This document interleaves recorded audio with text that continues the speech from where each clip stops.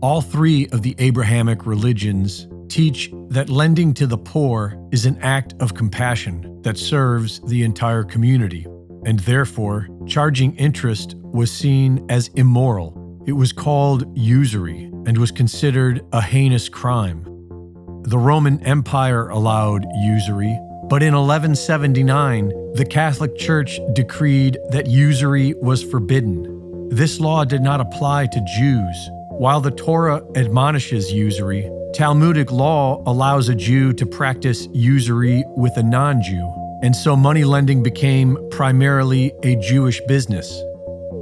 Over the years, usury became more accepted in Western society, and we've changed the definition with the addendum of charging interest at an excessive rate. In the 17th century, the Bank of England began issuing paper fiat money. This gave the banks the ability to simply print money out of thin air. And for over a century, this was rightfully called out as fraud until it became public policy, known now as fractional reserve banking. What was once seen as immoral is now seen as normal. Many assume that the financial loans given out by the banks are coming from savings they hold for their depositors. But this is not true. When someone takes out a loan, the bank creates new money out of thin air and then charges the person interest to borrow it.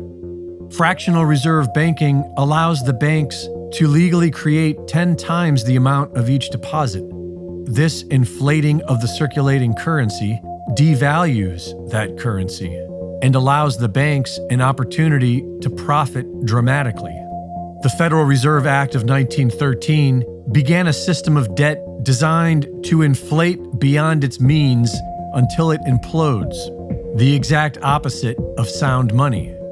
The banking cartel funded both sides of World War I, which led to the Great Depression, which led to the Emergency Banking Act of 1933, which ended the gold standard and made every dollar spent an IOU to further increase the debt, which is ultimately owed by the American people. The banking cartel funded both sides of World War II, which led to the Bretton Woods monetary system, which made the USD the world reserve currency, and gave central banks the option to go straight to the gold window of the US Treasury to exchange US dollars for physical gold. But by endlessly creating more debt, it became clear that the US had printed far beyond their gold reserves. And when several nations came to collect their gold, the federal government dishonorably closed the gold window. To maintain world reserve currency status, the US turned to its military, guns for hire to Saudi Arabia in return for the petrodollar, and war with any nation who threatens USD dominance.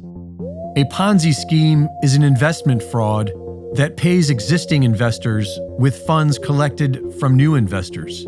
And that's what the bankers created. They profit exponentially off the people's debt. It was designed to collapse, and that's what it's doing now. All the markets are crashing, and the derivatives market alone is in the quadrillions, which is much more than the total financial assets of the entire world. There is nothing left to prop up the dollar. This Ponzi scheme is at its end.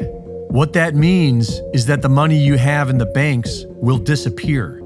Everything will go to zero, and then we reset. How we do that will ultimately be up to the people. The banking cartel knows that the only way they can survive this collapse is to somehow convert everyone to an authoritarian CBDC. But without the people's trust, the banks will have problems with this. Many people will lose everything and will want nothing but justice from the old banking system. But many others will comply. Hard times are coming fast, and if we were smart, we'd prepare, let the big banks die, and create a banking system that serves we the people. Reporting for InfoWars, this is Greg Reese.